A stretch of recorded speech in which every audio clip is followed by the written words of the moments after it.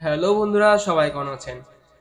আশা করি সবাই ভালো আছেন। আজকে আপনাদের দেখাবো একদম লাইভ শো, যেটা দেখে হয়তো আপনারা অনেকে অনেক মুগ্ধ হবেন। তো আমরা আসছি নতুন ভয়ঙ্কর ঘটনা নিয়ে, যেটা বাস্তবে ঘটে থাকে। আমার সাথে আছেন সাধুতান্ত্রিক লিটন। তো নলো সাতপুর সিরাজগঞ্জ থেকে আগত। তো সে অবশ্যই ভালো একটা লাইভ শো করবেন। তো তিনি অনেক আগে থেকেই এসব জিন প্রেত এগুলোর কাজ করে থাকেন। তো ওনার কাছে সব ঘটনা শুনবো। তো সবাই আমাদের কথা মনোযোগ দিয়ে শুনবেন। আসসালামু আলাইকুম। আমি তান্ত্রিক বিটন। আজকের এই অনুষ্ঠানে লাইভ অনুষ্ঠান ভূত আল্লাহ হারর, এখানে ইউটিউবার হৃদয় মাহমুদ আমাকে এখানে আনার জন্য তাকে অসংখ্য ধন্যবাদ ধন্যবাদ জানাচ্ছি। আপনারা যারা লাইভ কন্টেন্ট শুনছেন এবং যারা আমাদের সাথে আছেন তাদের সবাইকে ধন্যবাদ। তো আমি আহ, অনেক আগে থেকে দেখা যাচ্ছে আমি একজন কবিরাজ, জিন ভূত এগুলো ছাড়াই। তো এগুলোর সাথে আমি প্রায় আছি, আজ থেকে 9 বছর বা 10 বছর এরকম হলো এর সাথে লেগেই আছি। তো আমার সাথে এগুলো ভূত প্রেত জিনের এগুলো তো নতুন কিছু না। আমি প্রায় এগুলোর সাথে ফেস হই এবং যা এগুলো ছাড়াই। তো আপনারা যেহেতু আমাকে রাখছেন এখানে এখানে অনুষ্ঠানটি আপনারা আমাকে লাইভ করতে যাচ্ছেন, তো আমার জানা অনেক ঘটনা আছে। তার মধ্যে থেকে কিছু বাছাইকৃত ঘটনা আমি আপনাদেরকে আজকে শোনাবো। তো চলুন শুরু করা যাক আজকের লাইভটা। তাহলে বন্ধুরা, আমাদের ঘটনাটা পুরোপুরি দেখতে থাকুন। আর অবশ্যই এই সাধুতান্ত্রিকের কাছ থেকে অবশ্যই ভালো জিনিস আশা করি। অবশ্যই আমাদের ভয়ঙ্কর ঘটনা বলবেন। তাহলে কথা না বাড়িয়ে আমাদের লাইভটি শুরু করা যাক। আচ্ছা কবির সাহেব, জি আপনার বলেন। সাথে তো অনেকেই ঘটনা ঘটে থাকে, ঠিক আছে? তাহলে আমি একটা জিনিস আমি আসলে বিশ্বাস করি না, কিন্তু আসলে এটা সত্যি নাকি মিথ্যা এটা আপনার কাছে অবশ্যই আমি জানতে চাচ্ছি। জি বলেন। আসলে কি ভূত প্রেত এগুলো কি হয়? খুব সুন্দর একটা প্রশ্ন করেছেন। আপনি হয়তো এটা বোঝাতে চাচ্ছেন যে ভূত বলে বা এগুলো আসলে কি কিছু হয় নাকি, আছে নাকি, জি জি এটা তো জি নাকি? জি।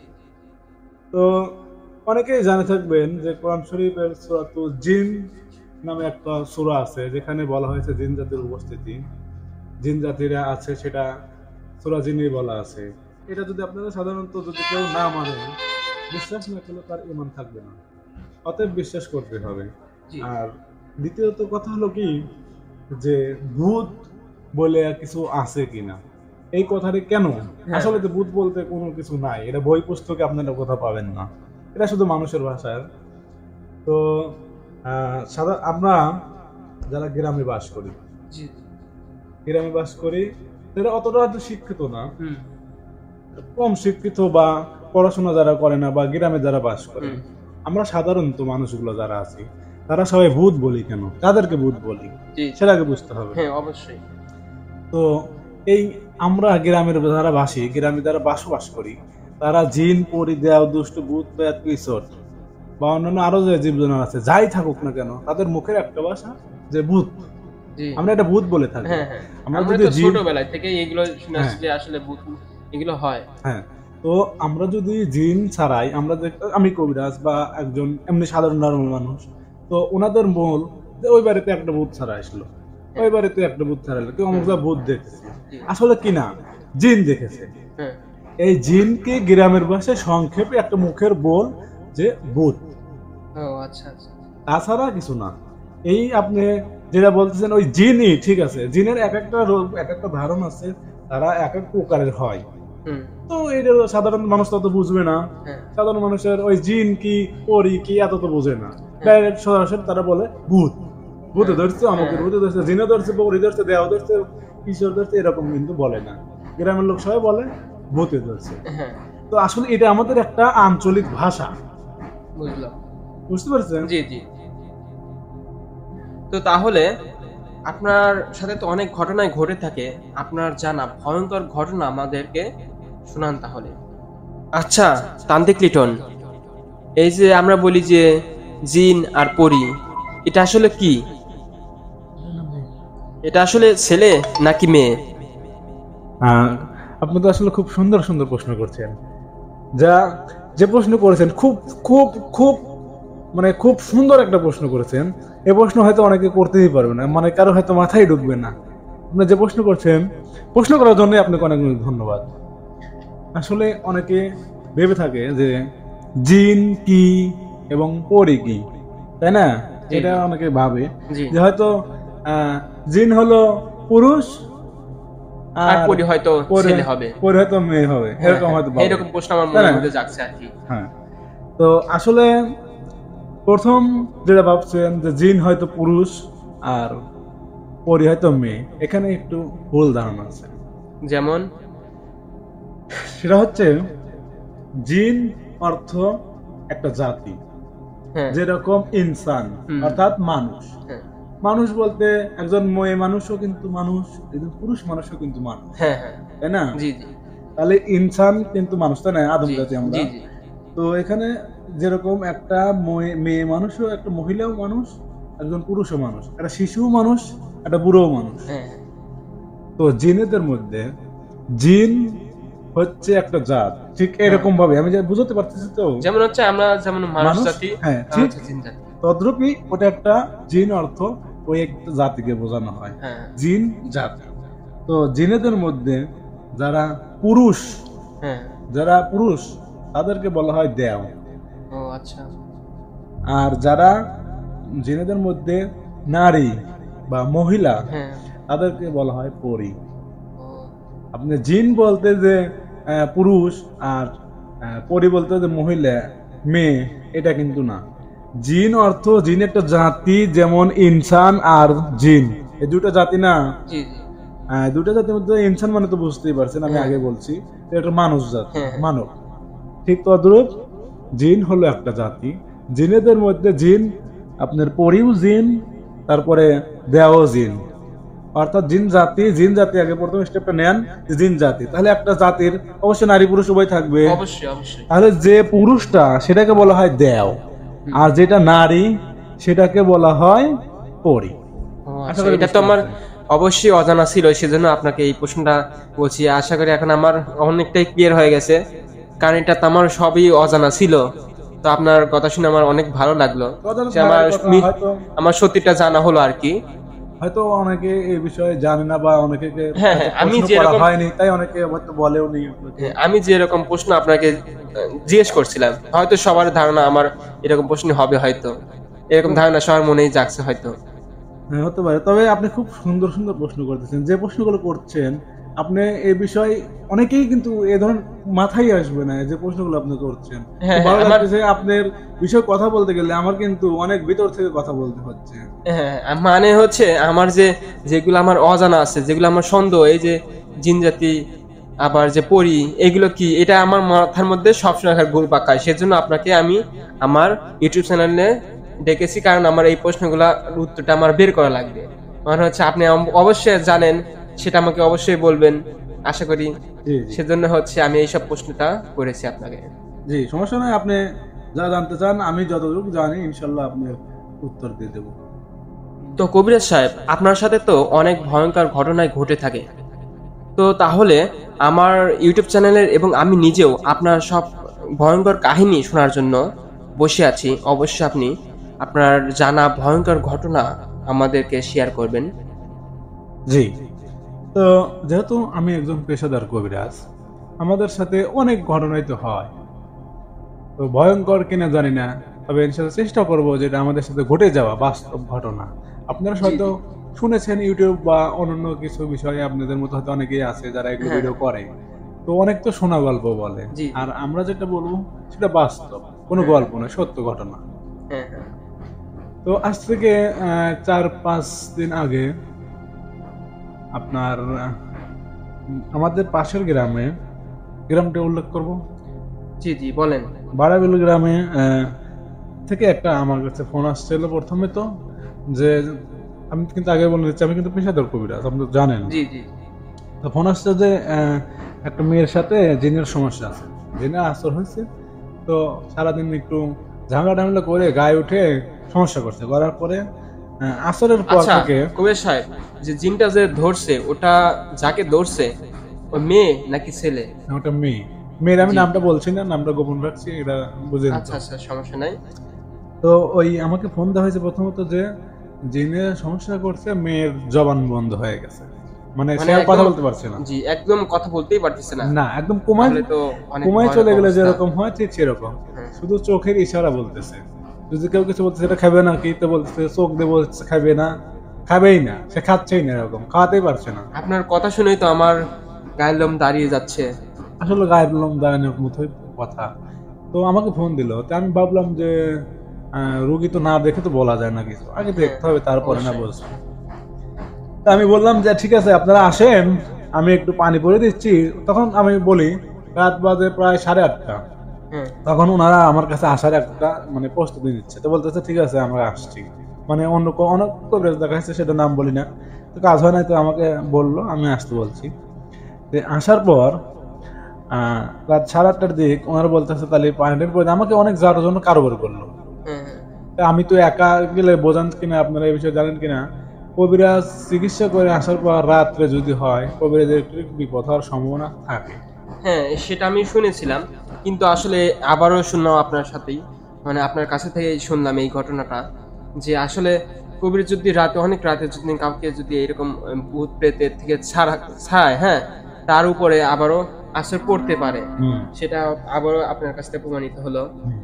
তো আমার ওই আমি পানি পরে দিচ্ছিলাম, অটোমেটিক একটা বাতাস এসে আমার হাত থেকে পানিটা পড়ে গেল, একটা গরম বাতাস। গরম বাতাস আমি অনুভব করলাম, আসার পরে আমার হাত থেকে পানিটা পড়ে গেল, মানে আমি যে পানিটা পরে দিলাম সেটা আর হলো না, নষ্ট তার মানে হয়ে গেল। ওটা নষ্ট করার জন্য এই জি, বাতাসটা আসছে ওরা না। সাথে আসছে যে কোন কবিরাজের কাছে যাবে সেটা দেখ। হ্যাঁ, হ্যাঁ, বুঝতে পারছি। তো আমি তখন বুঝতে পারলাম যে এটা তো সহজ বিষয় না, এটা তো অনেক কঠিন বিষয়। কারণ সাধারণত কোনো ভূত বা ছোটখাটো কোনো জিন হলে এগুলো করে না, হ্যাঁ, ডাইরেক্ট ওই রোগীর মা বা তাদের সাথে যারা আসছে আমার কাছে, হ্যাঁ, তাদের সাথেই আইছে যে ও কি করে দেখবো কোন কবিরাজের কাছে যায়। জি, তো জি। আসার পরে আমি দেখেন পানি পরে দিছি, আমার এলাকা থেকে আমি পানি পরে দিছি, পানিটা গরম বাতাসের মাধ্যমে এসে আমার হাত থেকে ফেলে দিছে। মানে আপনাকে ওই কাজটা করতে দিবে না, বাধা দিবে আর কি। জি, বাধা দিচ্ছে। বুঝতে তো পারছি। আমি তো বুঝতে পারলাম যে আসলে কি হচ্ছে। তো খুব বুঝলাম যে খুব দুষ্ট স্বভাবের এই জিনটা, খুব মানে পাজি। হুম। তো আমি বুঝতে পারলাম, আমার গ্রামের ভাষা হয়তো আপনার ইউটিউব চ্যানেলের লোক বুঝতে পারবে কিনা জানি না, আমি তো অতটা শিক্ষিত না, তাই আমি কিন্তু আমার ভাষায় যদি কোনো ভুল হয় তাহলে ক্ষমা দৃষ্টিতে দেখবেন। জি, সমস্যা নাই। আমরা অবশ্যই বুঝতে পারবো। কারণ হচ্ছে আপনাকে আমি অনেক আপনার এই এই ডাক নাম ডাক শুনে অনেক দূর থেকে আপনাকে নিয়ে আসছি। অবশ্যই, অবশ্যই আমাদেরকে এটাও ম্যানেজ করে নিতে হবে যে ভাষায় যদি কেউ যদি না বোঝেন, তাহলে অবশ্যই কমেন্টে জানাবেন না আসলে কোনটা যে বুঝতেছি না। পরবর্তীতে হয়তো ভালো করবেন আপনি। জি, ধন্যবাদ। তো আমি তখন বুঝতে পারলাম যে এই জিনটা তো খুব বড় মাপের জিন, এটা তো আসলে এইভাবে যাবে না। হ্যাঁ, যেহেতু মেয়েটা অটোমেটিক কোমায় চলে যাওয়ার মতো, কোমায় কিন্তু যায়নি, কোমায় চলে যাওয়ার মতো হয়েছে, তাকে, মেয়েটাকে জবান বন্ধ, অর্থাৎ সে কোনো কথা বলতে পারতেছে না, মুখ বন্ধ হয়ে আছে, হ্যাঁ, কিছু খেতেও পারতেছে না, শুধু শুয়ে আছে আর চোখ দিয়ে কান্না করতেছে, চোখ দিয়ে পানি পড়তেছে, বা কেউ যদি কিছু বলতেছে চোখের ইশারায় বলতেছে। হ্যাঁ, তো তখন আমাকে যেতে হবে, আমি ভাবলাম এখানে তো কাজ হবে না, অর্থাৎ ওই বাড়িতে গিয়েই কাজ করবো, জিনের সামনেই কাজ করবো, দেখি ও কি করে। তো তখন আমার একটা ফ্রেন্ড ছিল, আমার সাথেই থাকে আর কি মাঝে জি, মধ্যে, এই কাজগুলো করতে গেলে আমি নিয়ে যাই, যেহেতু আপনি জানেন যে আমি পেশাদার ভাবে তান্ত্রিক, আমি একজন কবিরাজ। হ্যাঁ, হ্যাঁ। তো আমার সাথে তো রাত্রে গেলে একা যাওয়া সম্ভব হয় না, আপনারা জানেন, যতই ক্ষমতাশালী হোক কিন্তু তারপরে জিনেরা, বিপদ আসতে পারে। জিনেরা আক্রমণ করে, আমি সে কথাটা পরে বলবো কিভাবে হ্যাঁ, আক্রমণ জিনেরা করে যদি আপনি কাজ করে আসেন। জি, জি। তো তাহলে আমি প্রথমে গেলাম ওই বাড়িতে, ওনাদের সাথেই বললাম চলেন আমি যাই। যাওয়ার পর আমি কিছু পানি পরে এবং কিছু তদবির দিলাম। হ্যাঁ, হ্যাঁ। তদবির দেওয়ার পর ইনশাল্লাহ রোগী সুস্থ হয়ে গেল। আমার কথা বুঝলেন? বুঝলাম, বুঝলাম। যে রোগী সুস্থ হয়ে গেল, ওই আপনার 9টা বাজলো, রোগী হ্যাঁ, হ্যাঁ। সুস্থ। তো তখন তখন আমি গেলাম ওই বাড়িতে, যেহেতু রোগী সুস্থ হল তখন ওনাদের মনে একটা স্বস্তি মানে জাগলো। আপনি যে পানিটা পয়ে দিলেন, হুম। তারপরেই সে সুস্থ হয়ে গেল? সাথে সাথে ও আমি তো বুঝতে আচ্ছা। পারছি কি সমস্যা। হ্যাঁ, পানিটা হ্যাঁ। পড়ে দেওয়ার সাথে সাথে রোগীরা কথা বলতে পারলো এবং উঠে দাঁড়াইলো। তো তারপরে আমি ওই জিনকে হাজির করলাম, জিনকে হাজির করে জিনকে পাঠাইছে, কোথা থেকে পাঠাইছে এটা আসলে কি চালানি জিন ছিল, বুঝছেন? জি জি, খুব কঠিন মাপের জিন, বড় মাপের। মানে অনেক ক্ষমতাশালী আর কি। হুম। তে ওই জিনটা যেতে চাইছিল না, বলতেছে যে মেয়েটাকে আমার খুব পছন্দ, আমি মেয়েটার সাথে থাকবো, এগুলো হয়, এগুলো বলে আর কি। হ্যাঁ তো আমি জিনকে এক পর্যায়ে মাপ চাওয়ালাম, ওই রোগী মেয়েটার মায়ের কাছে জিনরা মাপ চাইতে বাধ্য করলাম। তারা বাধ্য করে চলে গেল। হ্যাঁ তাদেরকে আমি জুতো কামড় দেয়া বিভিন্ন সিস্টেমদেরকে কলস দিয়ে দেই, চগর মধ্যে দিয়ে দেই, কুয়ার মধ্যে দিয়ে দেই, পলর চোরার মধ্যে দিয়ে দেই। সাধারণত প্রায়ভাবে জুতা কামড় দেয়া যায়, আমি ওইগুলো করে দিই। তো ওই ভূতটার জুতা কামড় দিয়ে চলে গেল, জি, বুঝলেন? হুম হুম, চলে যাওয়ার পরে আমি তাবিজ কবজ দিয়ে মেয়েটাকে বন্ধু দিয়ে আসলাম। মেয়েটা ইনশাল্লাহ সুস্থ, এখনো পর্যন্ত সুস্থ আছে। তো ওই দিন আসার পর আমি যখন আসি, আমার পাশের গ্রাম থেকে আসতে ওই নৌকো পাওয়া যায়, নৌকার মধ্যে পার হতে হয়। রাত প্রায় 11টা বা 11:30 বাজে। হ্যাঁ হ্যাঁ, তো আমি যখন নৌকায়, আমরা দুজনেই আসছি, আমি আর আমার ফ্রেন্ড। জি, তো ওনারা আমাকে অবশ্যই বলছে যে আমি রাস্তাতে আগে দিয়ে আসি, হ্যাঁ মানে একটু সামনের দিকে আমাদের দিয়ে আসবে। হ্যাঁ, তো আমি বললাম না সমস্যা নেই, আমরা দুজন যাচ্ছি, যেতে পারবো। তো আমাদের ওই বারাবিল ওইখানে নৌকা আছে, ওই নৌকা থেকে আমরা আসছি। অত রাত তো তাই নৌকার মাঝি নাই, এমনি নৌকা সেটিং করা আছে। তো ওঠার পরে সামনে একটু যখন গেছি, মানে পুকুর আছে, তো একটা বড় পুকুর, নদী সিস্টেম আর কি, হ্যাঁ খাল হ্যাঁ, সিস্টেম। জি জি, বুঝতে তো পারছি। ওখানে যাওয়ার পরে হঠাৎ করে একটা কি যেন দেখলাম নৌকার সামনে এসে বসলো। মানে আপনি যে নৌকায় আছেন ওই নৌকার সামনে এসে বসলো? জি। ও তো নো, আমার সাথে লোক যে ছিল, আমার ফ্রেন্ড, ও তো ভয় পেয়ে গেছে হ্যাঁ, যে এইটা কি মা, আমার তো মামা বলে, ফ্রেন্ড কিন্তু আমাকে মামা বলে, নামটা বলি, নাম হচ্ছে ফরহাদ, আর নাম জি হচ্ছে জি ফরহাদ। জি। আমাকে ফরহাদ বলছে মামা ওটা কি। তো আচ্ছা আমি কবিরাজ সাহেব, এখানে আমার একটা প্রশ্ন আছে। হুম সেটা আপনারা আপনারা যে নৌকায় ছিলেন, হুম ওই নৌকার যে অপর পাশে যে জিনটা আসে বসলো, হুম ঠিক আছে, ওইটা আসলে সাদা নাকি অন্য কালারের, হ্যাঁ, আসলে এখানে একটা কথা হলো কি, নাকি যারা দেখতে ছায়ার মতো? যারা কখনো দেখেনি হুম হুম, তাদের কথা আলাদা, মানে জি, যারা কখনোই দেখেনি হ্যাঁ হ্যাঁ, তারা এক একজন এক এক রকম কথা বলবে, আপনার ইউটিউব টিউব থেকে মানে বানোয়াট কথা বলবে। জি, একটা জীব, একটা জিনকে যখন আপনি দেখবেন সরাসরি, যদি ওর তো ভয়ঙ্কর রূপ, হ্যাঁ, সেই রূপ দেখলে আপনি মারা যাবেন, আপনি স্ট্রোক করে মারা যাবেন সাথে সাথে, এমন ভয়ঙ্কর রূপ হয়। কিন্তু সাধারণত ওরা যখন মানুষকে দেখা দেয়, তখন এক একটা রূপে ধারণ করে, এক একটা রূপ ধারণ মানে করে না এক এক বসে। সময় এক এক রকম রূপ ধারণ জি, করে। এক এক ও সময় এক এক রূপ আচ্ছা, ধারণ যদি না করে, আপনি যদি সরাসরি ওর নিজস্ব রূপ দেখেন, আপনি জি স্ট্রোক করে জি, মারা যাবেন, এত ও ভয়ঙ্কর রূপ। তাহলে তো অনেক ভয়ঙ্কর দেখতে। জি। ও একটা বাচ্চা মেয়ের রূপ ধরে এসে আমার নৌকা ঘর বসলো, জি জি, মানে একদম স্পষ্ট কিন্তু দেখা যাবে না, হ্যাঁ মানে হ্যাঁ, মানে হালকা হালকা ছায়া। ঝাপসা হ্যাঁ ছায়ার জি মতো। জি, ওই ঝাপসা, আর ক্লিয়ারও না একবারে ওদাসও না, মানে মাঝখানে একটা, বুঝতে পারছি মানে বুঝতে পারছি। অদৃশ্যও না আবার ক্লিয়ার না, হুম হুম, মাঝামাঝি। তো সাব দেখলাম বসলো। তো বসার পরে নৌকা কিন্তু অল্প অল্প একটু জায়গা পুকুরের মাঝে, মানে জি, এপার থেকে এপার আসা শুধু হ্যাঁ, 1 থেকে 2 মিনিট লাগবে। তো অর্ধেক আসার পরে যেহেতু বসে, বসতে বসতে আর কি একটু যাচ্ছে আগে, আমরা তো হ্যাঁ, হ্যাঁ, এখানে। ও কি করতেছে, আমি বললাম কে, তুই এখানে কে। তো আমাকে বলতেছে আজকে তোকে আমি মাইরে ছাড়বো, তোরা আমার আজকে ওর শরীরটা তাড়াইছিস, ও দেখতে সুন্দর, ওকে আমি খুব ভালোবাসি। কথাটা এভাবে না, ওরা একটু নেকা নেকা করে বলে যে হুম, হুম, তোরা আমাকে এখান থেকে তাড়িয়েছিস, আমি ওই মেয়েটার গায়ে ছিলাম, ওকে শুষে শুষে রক্ত খেতাম, ঠিক এরকম হবে। আমি হয়তো বোঝানোর জন্য বললাম, আমি হ্যাঁ, আমি হ্যাঁ, অভিনয় কিন্তু করতে বুঝতে পারি না। পারছি। তো ওরা ওরকম নেকা নেকা করে বলতেছে যে আমি ওই মেয়েটার সাথে ছিলাম, মেয়েটা খুব সুন্দর, ওকে আমার ভালো লাগে, আমি ওর রক্ত খাই, আর তুই আমাকে সেখান থেকে তাড়িয়ে দিছিস, আজকে তোকে খাবো, তোকে আমি মেরে ফেলবো। মানে আপনাদের দুজনের উপর আক্রমণ করবে? হ্যাঁ, এরকম ওর একটা ভাব। ও আচ্ছা, তো আমি ভাবলাম যে একটু বেশি পানির মধ্যে আছি, যেহেতু শীতের রাত, তো শীতের রাতে তো যদি নৌকা ডুবে ফেলেও, তাহলে তো আমরা ভিজে যাব, যদিও কিছু হবে না হ্যাঁ, ইনশাল্লাহ, তো আমরা ভিজে গেলে তো শীতেই এমনিতে শীতেই তো আমরা মারা যাবো, এরকম সিস্টেম। হ্যাঁ, হ্যাঁ, বুঝতে পারছি। প্রচুর রাত 11:30 বাজে, আর এখন তো বুঝতেছেন কি রকম শীত পড়ছে গ্রাম অঞ্চলে। তো আমি ভাবলাম ওকে আর সুযোগ দেওয়া যাবে না। তখন আমার কাছে একটি ধুলা ছিল, আমি আপনাদের বলি কিছু কিছু সেফটি অনুযায়ী আমরা রাখি কাছে, যেগুলো জিনের উপর দিলে জিনরা থাকতে পারে না, মানে তখন নিজেকে সেফ রাখার সেফ জন্য? রাখার জন্য। তো ওখান থেকে আমি আমার পকেট থেকে একটু ধুলার কুণ্ডলি বলতে একটা ব্যাগ বোঝা হয়, ছোট একটা ব্যাগের মধ্যে একটু রাখি, মাটিটা পরে রাখি, যাতে যে কোনো সময় বিপদ আপদে ছেড়ে দিতে পারি। হ্যাঁ, তো ওই বুঝতে মাড়িটা পারছি। ধরে ওই নৌকার মধ্যে আমি ঢিল মারি ওর গায়ে। হ্যাঁ, পরে তখনই ওখান থেকে ঠাবাস করে একটা ভাসতে হওয়ার মতো হয়ে ও চলে যায়, নেমে যায়, ওইখান থেকে উধাও হয়ে যায়। উদা হয়ে যায়, অদৃশ্য হয়ে যায়। তো ও চলে যায়, আমার কাছে মাটি শেষ। আমি তো ওরকম অত রাখি না ছেলের জন্য, আমি ভাবি আমাকে গিয়ে কি করবে, হ্যাঁ, ওই ভয় ইনশাল্লাহ পাই না আপনাদের তো আর। তো আমি যাচ্ছিলাম, তো ওই সময় আমার মাটিটা অলরেডি অল্পই ছিল, ওটা দিছি, ওইখান থেকে চলে গেছে, আমার মাটিও শেষ হয়ে গেছে। ও, আমরা নৌকা থেকে নামলাম, আমি ভাবলাম যে ও আর হয়তো আসবে না, হ্যাঁ, হ্যাঁ। কিন্তু ও যে এরকম ভাবে আমাদের পিছন লেগে আছে তা তো আমি বুঝতে পারিনি। মানে তো তো আমরা যখন রাস্তাতে একটু এগোলাম, মানে নৌকা থেকে এগোলাম, সামনে আবার বাস ধর। তো বাস ধরের কথা বলতে গেলে অনেক বিষয় আমি বলতেছি। তো একটু সামনে যখন এগোচ্ছিলাম আমরা, সামনে এগোনোর পর রাত নিরিবির, মানে কোনো লোকজন নাই, আমরাই দুজন, আমরাই শুধু দুজন, আমি আর আমার বন্ধু ফারহাদ, ও আছে। তো একটু সামনে গেলে বিশাল একটা মানে বাঁশ ঝাড় পাওয়া যায়, দুই পাশে বাঁশ ঝাড়, আবার একটু পরে একটা ব্রিজ, তারপরে এক পাশে পাগার, মানে পুকুর আর কি হ্যাঁ, আমাদের। অনেক রাত তো ভয়ানক অবস্থা আর কি। হ্যাঁ, কুয়াশা পড়ছে, সেই রকম কুয়াশা, শীতের মাস বোঝেনি তো, হ্যাঁ, শীতের মাসে কিরকম কুয়াশা হয়। তো হঠাৎ করে যখন আমরা যাচ্ছিলাম দুজন একসাথে, তো আমি তো ভয় পাই না, ওই ছেলেটা একটু ভয় পায়। হ্যাঁ। মানে সাথের যে ফরহাদ আছে হুম। সে, ও আচ্ছা।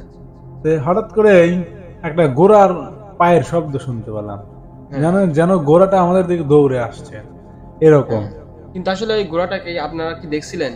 না, আমি বলি শোনেন, মানে আমরা তো সামনের দিকে যাচ্ছি, তো হ্যাঁ, পিছনের দিক থেকে ঘোড়ার শব্দ হচ্ছে। হ্যাঁ, তো আমরা যারা কবিরাজ তারা সবাই কিন্তু সতর্ক, একটা বিষয় কি জানেন, রাত্রে যাই হোক না কেন আমরা সবাই পিছিয়ে তাকাই না। আচ্ছা, এটার তো কারণটা আগেই কি? যদি তাকাই, হয়তো এমন কিছু ভয়ানক রূপ থাকে, বা সাধারণ মানুষ যদি কেউ তাকায়, তাহলে হয়তো দেখে স্ট্রোক করে মারা যেতে পারে। তার কারণে আচ্ছা, আপনি, বা হয়তো গাড়টা ধরে আপনি ভেঙে দিতে পারে। হয়তো যদি কেউ পিছনে তাকাতে হয়, হ্যাঁ, হ্যাঁ, পুরো বডি ঘুরিয়ে তারপরে ঘুরবেন, ডাইরেক্ট শুধু মাথা ঘুরাবেন না, মাথা ঘুরে তাকাবেন না। আপনি ঘুরতে হলে সম্পূর্ণ বডি আপনি আস্তে আস্তে ঘুরে তারপরে সামনাসামনি হবেন। বুঝলাম, বুঝলাম। তো এই জন্য তাকাই নাই আমরা। তো যেহেতু পিছনে শব্দ পাচ্ছি, পিছন থেকে ঘোড়ার মতো শব্দ হয়ে আসছে, তো ভাবলাম যে আগে সামনে আসবে তারপর দেখতেছি। হ্যাঁ, তো সামনে এসে ঘোড়ার মতো ডাবট বাড়িতে আমার লাভ বাড়তেছে, এরকম করে হ্যাঁ, আওয়াজ হচ্ছে দৌড় আর কি। বাড়ে। হ্যাঁ, তো এসে ঘোড়া, সেম ঘোড়া, একটা সাদা ঘোড়ার রূপ ধরে এসে, আমি তো বুঝতে পারছি যে এটা কি, হ্যাঁ, এটা তো ঘোড়া না, রাত্রে ঘোড়া কই পাবে, ঘোড়া আসবে কিভাবে এখানে। তো ওই ঘোড়াটা রূপ ধরে ও রাস্তাতে আমাদের সামনে দিয়ে একবার ডান পাশে যায়, একবার বাম পাশে যায়, এদিকে লাফায়, হ্যাঁ, মানে সামনে দিয়ে মানে যাচ্ছে। ঘোরাঘুরি করতেছে আর হ্যাঁ, কি। ঘোরাঘুরি করছে, আর একটা সাউন্ড করতেছে। হ্যাঁ, তো আমার ওই ছেলেটা তো আমাকে বলতেছে, মামা কি হলো তাহলে, এখন তো কি একটা বেকায়দা পড়ে গেলাম, আমি কি রাত চিকুর দিয়ে কেউ ডাক দেবো? বললাম তুই আমার সাথে আছিস, তারপরে তুই এত ভয় পাস? আসলে ভয় তো পাওয়ার কথাই।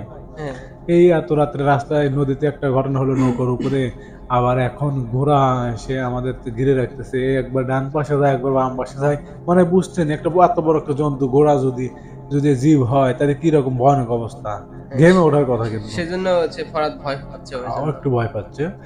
তো আমি বললাম, ও হয়তো শুনছে ইউটিউবে এখন আপনাদের আমাদের এই কথাগুলো ও শুনছে। হ্যাঁ, তো আমি ওকে বলছি যে আজকে আমাদের একটা এক জায়গায় ডাকিছে, আমি কিন্তু ভূতওয়ালা হররে ওইখানে যাবো লাইভ করতে। হ্যাঁ, হ্যাঁ, তো তারপর যাই হোক, যখন ঘোড়াটা আমাদের এদিকে এদিক করতেছে, তো ও আমার কাছে এসে আমার হাতে হাতটা কেমন বন্ধু বলতেছে যে মামা তাহলে কিছু একটু তো করো, এখানে তো বাঁচতে হবে, যদি হ্যাঁ, হ্যাঁ, চিৎকার অবশ্যই। দেই, চিৎকার দিলে তো একটু মানুষের মধ্যে সেটা তো পরের ব্যাপার দেখবে, কিন্তু বাবু কবিরের সাথে থেকেই ভয় পাচ্ছে, বা বিপদ হয়ে গেল নাকি, অনেক লোকজন ঘুম থেকে ওঠা, আর একটু নির্জন, হ্যাঁ, ওই জায়গা তো সহজে কেউ শুনতেও পাবে না, ঠিক আছে। হ্যাঁ, তখনই আমি কলাম আচ্ছা দেখা যাক চল, আর অস্ত্র তো আর জমা দেয় নেই, টেলিংও জমা দেয় নেই, যা হয় দেখবো সেটা। তো দেখি দেখি ও কি করে। আর একটু সামনে গেলাম, তো আমাদের এলাকার অনেকেই জানে যে এই জায়গাটা অনেক ভয়ঙ্কর, এই জায়গা সম্বন্ধে অনেকের জানা আছে, একটা ডেম্বুল গাছ বা গুড্ডুম গাছ বলে, ওই গুড্ডুম গাছ সম্বন্ধে আমাদের এলাকা অনেকেই জানে যে এখানে ভয়ানক জীবজন্তু আছে, ওইখানেও কিন্তু আছে এক, দেখেন ঘটনা কিরকম হয়েছে। তো ওই ঘোরা হতে হতে সামনে যায় অদৃশ্য হয়ে গেছে। আমরা একটু পিছ করে আছি, ও হ্যাঁ একটু সামনে সামনে যায় অদৃশ্য হয়ে গেছে। অদৃশ্য হয়ে আর পাচ্ছি না। তারপর তো এখন ওইখানে যে আগে থেকেই আবার ওই গুডুম গাছের ওইখানে একটা পেতনি থাকে, হুম। কথা বলছেন? তো ওই পেতনি, আচ্ছা কবির সাহেব, এই পেতনিটা কি আসলে? পেতনি হচ্ছে এটা ওই যে যারা বাতিল আসলে পরিদের মধ্যে যারা মানে খারাপ হ্যাঁ জঘন্য, তারা তো পরিস্থানে যেতে পারে না, তাদের ওইখান থেকে বের করে দেয়, তাদের জাতি মানে থেকে বংশধর দল থেকে বের বের করে করে দেওয়া দেওয়া হয়। হয়। বের করে দেওয়ার পরে আসে আমাদের মানুষের আশেপাশে বসবাস করে এবং এই পিছট হয়ে যায়, বুঝছেন? মানে হ্যাঁ এমন এমন কার্যকলাপ তারা করে, তারা জঘন্যতম মানে খারাপ। বুঝলাম। তাদেরকে পেতনি বলা হয়, পেতনি পিছট এগুলো বলা ও হয়। আচ্ছা, তারা দেখা যায় বিভিন্ন ওই আত্মাদের সাথে থাকে বুঝতে পারছি। এবং মানে পচা বাসি খাবার খায়, এগুলো হ্যাঁ হ্যাঁ পেতনি বলা মানে তাকে পিছট এক কথা। পেতনি বলে আর কি। হ্যাঁ। আচ্ছা আরো অনেক বিস্তারিত আমি বলবো, হয়তো পরের ভিডিওতে বলবো এই বিষয়। তো আসার পরে মানে ও আমাদেরকে একটু ভয় দেখে সামনে আসছে। আসার পরে আর ওকে খান্ডক পারলাম না, ও একটু সামনে গেলাম। তো যাওয়ার পর দেখি ওই পেতনিটা আর এই জিনটা এক হয়েছে, বুঝছেন? হ্যাঁ হ্যাঁ। তো এরা এক হয়ে একটা দল পাকাইছে, দল। মানে মানে আপনাকে ধ্বংস করবে আর কি। ধ্বংস করবে। ও আচ্ছা। তো সামনে রাস্তার এই পাশ থেকে আপনি হয়তো অনেক গল্প শুনেছেন, এটা রিয়েল কিন্তু সত্য, এটা হ্যাঁ। শুনেন। তো আমি যখন যাত্রী দুজন রাস্তার এই পাশ থেকে এই পাশে একটা বাস ফেলে রাখছে, হ্যাঁ বাসটা উচ্চতা এরকম না উপরে না নিচে, নিচে। মানে মাঝামাঝি। অবস্থা। মানে আপনি যদি নিচ দিয়ে যান তাহলে আপনার আহমও দিতে হবে, মানে একটু নিচু হয়ে যেতে হবে, হ্যাঁ। তখন আপনাকে মনে করেন গাড়ে ফাড়ে পিঠে ফাড়ে বাসটা ফলে আপনাকে মারিতে পিছিয়ে ফেলবে। আর যদি আপনি উপর দিয়ে বাসের উপর দিয়ে পা দিয়ে যেতে চান তাহলে আপনাকে ঠাস করে তুলে মানে বাসের সাথে বাড়ি দিয়ে আপনাকে মেরাবে, তারপর আর আপনাকে খাবে, এরকম সিস্টেম। এই পর্যায়ে লাস্ট বিপদ, তখন আমি ভাবলাম এইবার কি করি। তো ভাবলাম মন্ত্রতন্ত্র প্রয়োগ করবো, এখন বাস্তল তো করতেই হবে। হ্যাঁ সাধারণত যেহেতু আমি নিজে হলে কি করতাম ওটা আলাদা কথা, আমার সাথে একজন আছে, আমি হ্যাঁ তার অনেক কথা চিন্তা করতে হবে। তাকে তো ভাবতে হয়, অনেক চিন্তা করতে হয় যে এই ছেলেটা যদি আমার সাথে আসে, যদি ওর কোনো সমস্যা হয় তাহলে তো এর দায়ভার তো আমার, কারণ আমার যে কোনো কিছু করতেই হবে। তো তখন আমি ওইখান থেকে একটা রাস্তার সাথে একটা বাড়ির ওই পাশে দিয়ে মানে জায়গা আছে, ওইখানে একটা চেয়াগার মানে একটা বাঁশের ছোট ওই কুঞ্চি জাতীয় একটা ঢাল নেই, হ্যাঁ ওইখানে মানে গাড়া ছিল মাটির সাথে বেড়া দেওয়া ছিল। হ্যাঁ। তো ওইটা আমি টান দিয়ে তুলে ওইটাতে মন্ত্র প্রয়োগ করি। ওইটা দিয়ে? জি, ওইটাতে মন্ত্র প্রয়োগ করে ওই মন্ত্র পড়া আমার ওই ডালটা দিয়ে ওই বাঁশে আমি আঘাত করি। তারপর? আঘাত করার পরে যখন এরকম টোকা মারি, এভাবে তিনটে আমি টোকা মারি। হ্যাঁ দেখ তুই কার সামনে বাধা দিছিস, তুই জানিস না, তুই আমাকে চিনিস না, আমি কে? তখনই সুরসুর সুরসুর সুরসুর করে বাঁশ সব তুলে নিয়ে যায়, বাধা মুক্ত হয়ে যায় আমরা। তখন আমি আরো আসতে থাকি, তখন পিছন থেকে কিছু ব্যাকগ্রাউন্ড মানে সাউন্ড দিতে শুরু করলো, নেক্সট মানে সাউন্ড দিতে শুরু জি করে। হাসির সাউন্ড, ভয়ঙ্কর ঠিক এরকম মানে ভয়ঙ্কর, জি ভয়ঙ্কর একটা সাউন্ড আর হাসি দিয়ে দিল যে তোর সাথে আর পারলাম না, তুই তোর মতো যা, আমার ভুল হয়ে গেছে, আর এরকম কোনোদিন হবে না, আমি তোমার সাথে পারলাম না। আর আমার কাছে নত হলো, তখন বললাম যে ঠিক আছে আর কোনোদিন যেন তোদের না দেখি, তাহলে কিন্তু তোদের অবস্থা খারাপ আছে। তো ওরা আমার কাছে মাপ চাইলো, আমি চলে আসলাম, আর কোনো সমস্যা হলো না।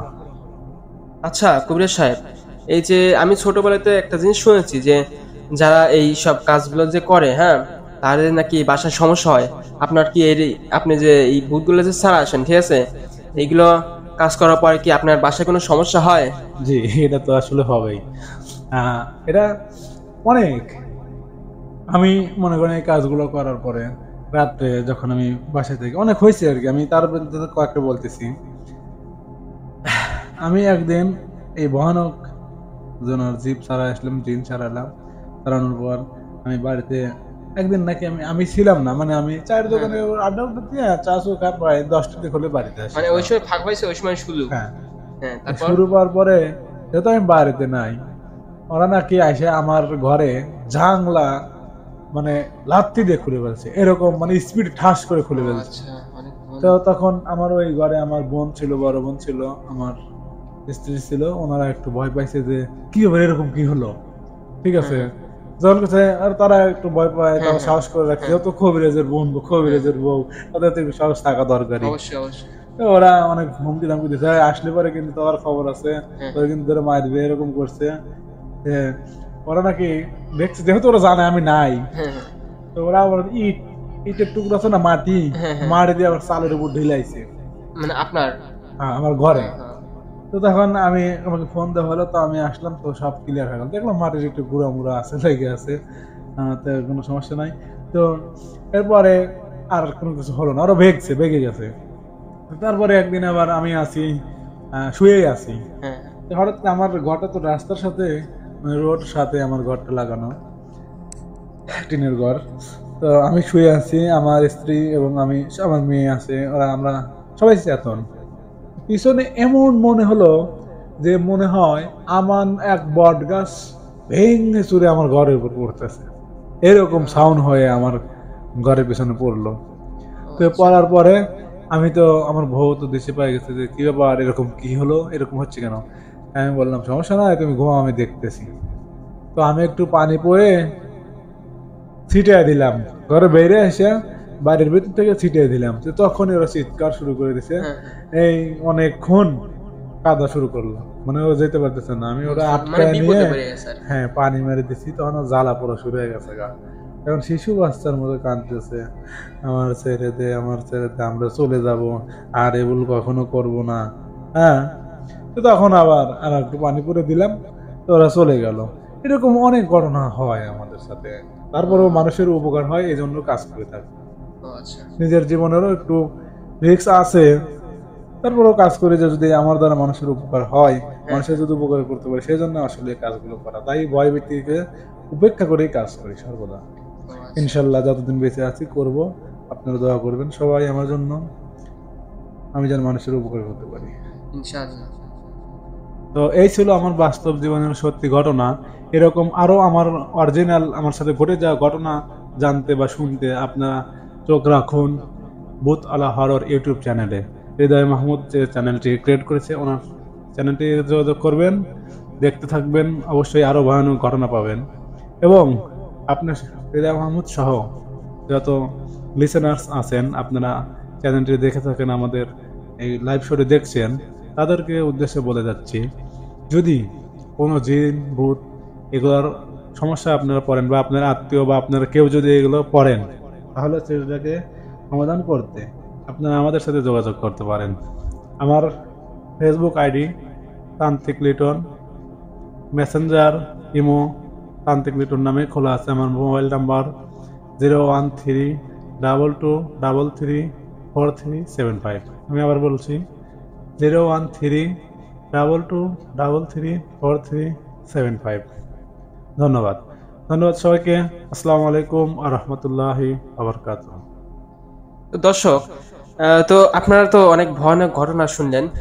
আমার কিন্তু আসলে অনেক ভালো লেগেছে আমাদের কবিরাজ সাহেবের কথা। আশা করি অবশ্যই অবশ্যই পরবর্তী তাকে ইনভাইট করা হবে, কারণ তার আমি অনেক দিন আগে থেকেই নাম ডাক শুনেছি যে এই কবিরাজরা অনেক ভয়ানক বিপদের হাত থেকে সবাইকে রক্ষা করে থাকেন। সেজন্য আমি ওনাকে আমার এই ইউটিউব চ্যানেলে লাইভ শোতে নিয়ে আসছি। তিনি কিন্তু আমাদের মাঝে অনেক বাস্তব ঘটনা তুলে ধরেছেন, এবং কিন্তু ওনাকে আমি অনেকগুলো প্রশ্ন করেছি যেগুলো আমাদের সবারই অজানা থাকে। সেগুলো কিন্তু সে আমাদেরকে সবার সাথে শেয়ার করেছেন যে আসলে এটা আসলে সঠিক কি ভুল, সে কিন্তু প্রমাণ করে দিয়েছে। তো আমারও অজানা ছিল, আমিও এটা শিখতে পেরেছি। আশা করি পরবর্তী ভিডিওতে আরো নতুন নতুন ভয়ঙ্কর ঘটনা শুনবো এবং অজানা তথ্যগুলো জানবো। তো শেষ পর্যন্ত সবাই ভালো থাকবেন, আর চোখ রাখুন আমার ইউটিউব চ্যানেলে।